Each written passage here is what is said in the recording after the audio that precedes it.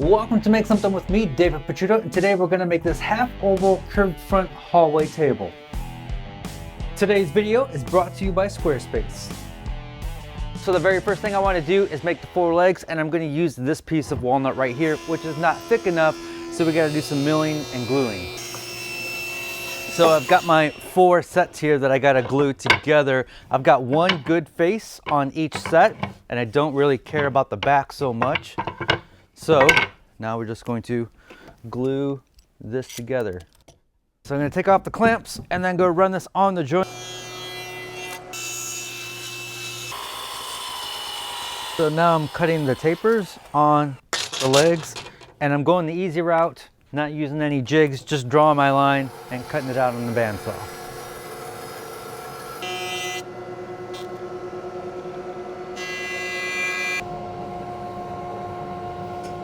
You like that? I started off with a taper jig at the table saw and then just realized the angle isn't super important. Just draw the line and cut it out on the bandsaw. And I've cut those two tapers, and I want the front to remain flat, but I'm gonna go ahead and draw and cut one more taper in the back. So it's got a taper on three sides. So the legs are all done and sanded.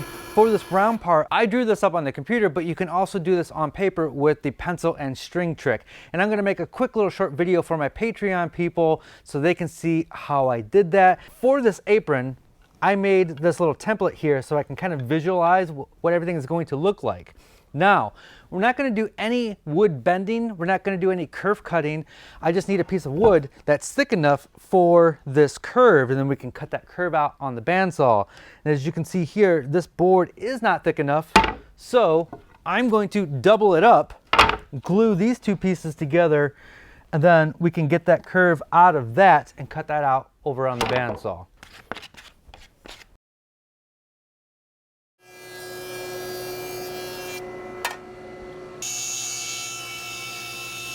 It's funny, we cut down a tree and we sliced it up into slices, and then here I am putting the tree back together to get thicker boards. Is what it is. Respect the walnut. I'm just going to trace my templates onto this, and again, if you are on my Patreon page, you can figure out how to make the templates by drawing on a piece of paper. I did this on the computer, but like a lot of things in woodworking, there's multiple ways of doing nearly everything.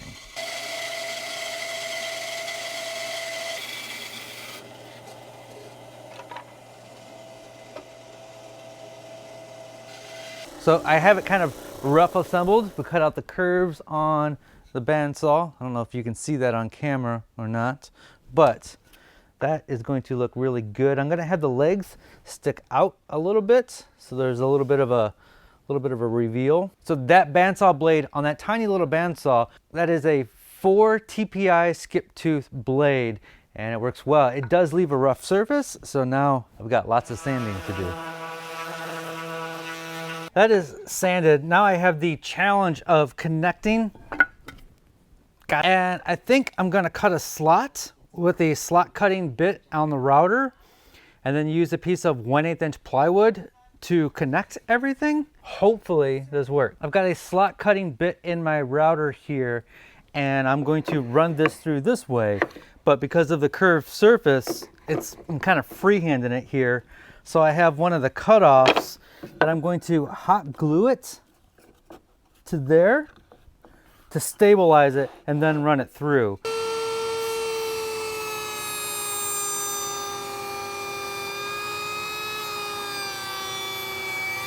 Scary. That was a little scary.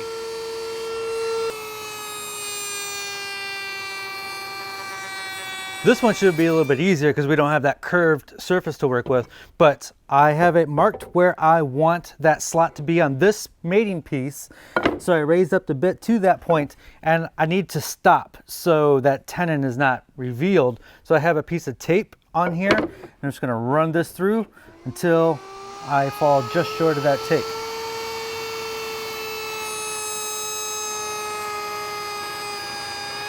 I should be able to make a 1/8 inch spline out of some plywood to connect those two pieces together. I've never done this. Everything is an experiment. I didn't even research on the best way to do this. We're just having fun, people. Is it okay if we just have some fun? I got the one side done, going through there and stopping. So now I got to get the other side, and I can't raise my bit up high enough to get that. So I have to come in from this side, and Dan suggested that I do a plunge and then pull it through instead of trying to run it through this way, because it will grab it and throw it at Dan. We're not ready to hurt Dan just yet. His feelings I don't give a fuck about. Physically, I don't want to hurt him.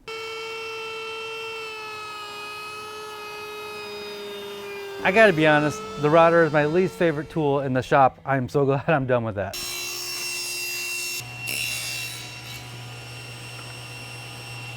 So there's that little plywood tenon. We're just going to glue them in place. I haven't figured out how to clamp this yet. We're winging it quite a bit. I might not even clamp it. It feels pretty tight. I've got some masking tape on the front that's kind of stretched and stuck on there to kind of pull the pieces together. Once this is dry, then I can put a board along the back here, and that's going to give it some strength.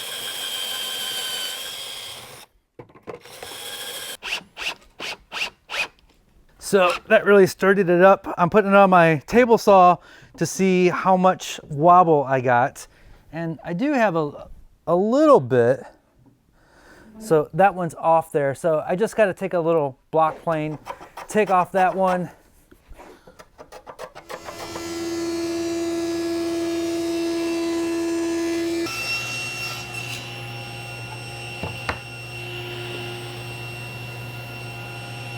So now we're gonna make the top, and I'm going to do it on the CNC. Of course you don't need a CNC to do this.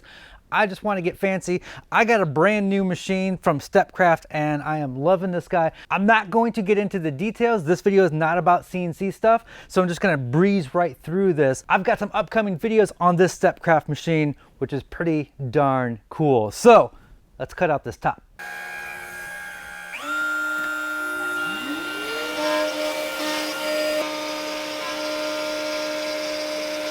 It looks like a pizza slice. I've got a bunch of pizza slices that I'm gonna put together. It's gonna have a little inlay right here. It has 3 tabs on there so this piece doesn't become loose. So I just need to cut this out on the bandsaw and sand those down. So now I've got 5 more of these to make. That was in real time. That took 4 minutes and 54 seconds to cut through. That is 7/8 inch walnut, and to create that 1/4 inch depth of a pocket. Now we're gonna turn the lights down. We're gonna go into spaceship mode and let Dan do his thing.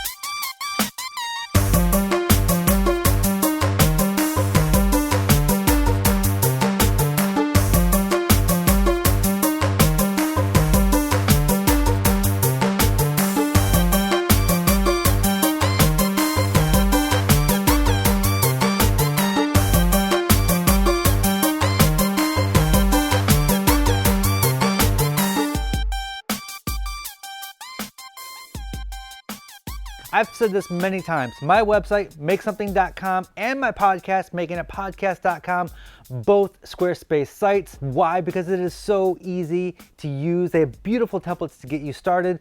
I used to be a web developer. For 10 years, I was a web developer at an ad agency.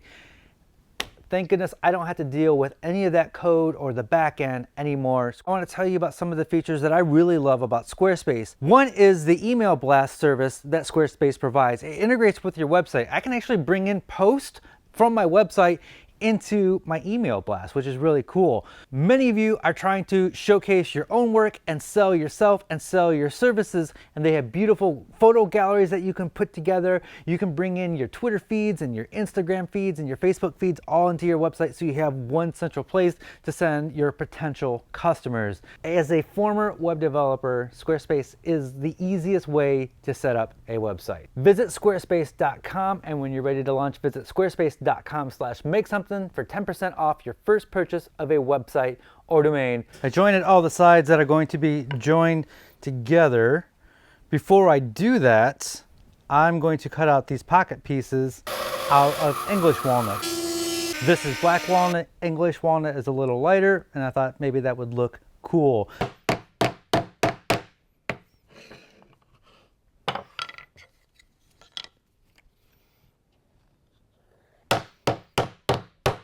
I made the insert a little bit too big, so I'm just sanding it down on the drum sander. You can do this on a planer or by hand, or make your insert the same thickness as the pocket.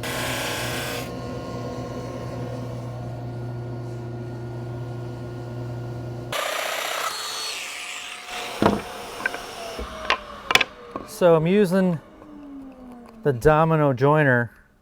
You can do this with biscuits as well. Just kind of help line everything up. It's going to be hard to clamp this up, so the dominoes are going to kind of hold it together for me. Suppose you could do pocket holes underneath, and that would work as well.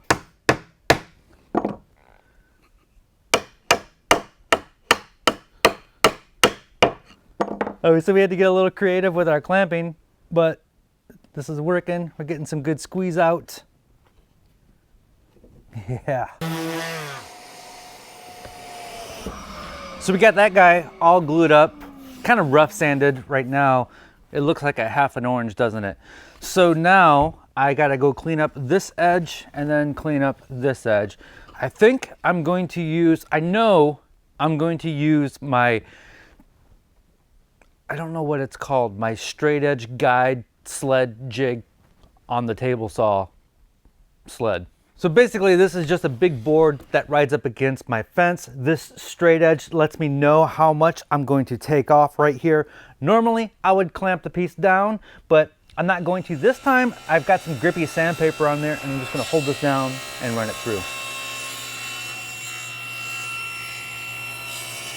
Our orange slice is looking good.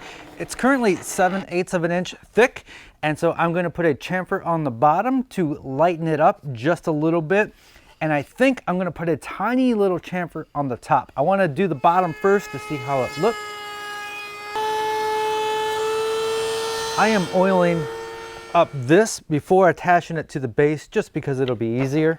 I like the contrast between the English walnut and the black walnut. It's not too much. It's not like sometimes you want a lot of contrast and you use maple, but this has a nice, pleasing look to it. Sometimes when you put oil on there, you can reveal where glue dried on there and it's not getting as dark.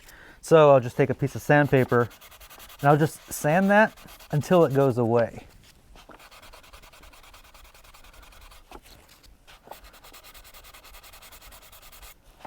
And then you can put some more oil on there.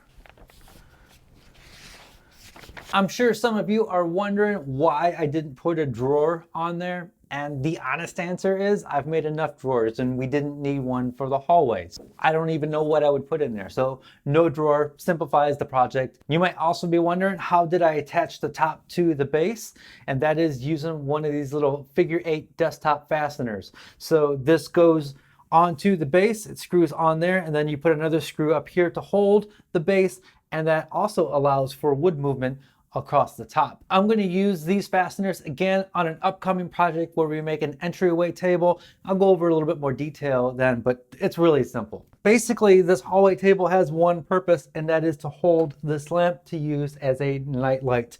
You might remember we made this lamp here on the channel about a year ago, and this piece of art up here, we also made that a couple years ago, where we found this rotten piece of walnut from Kencraft and we resawed it, split it in half, and then made this background, and it has this really cool design. So couple older videos you might want to go check out. The finish on there is a wipe-on polyurethane. I think there's like 4 or 5 coats on there. So that is gonna wrap it up. We'll see you next week with a brand new project. As always, be safe, have fun, stay passionate, and make something.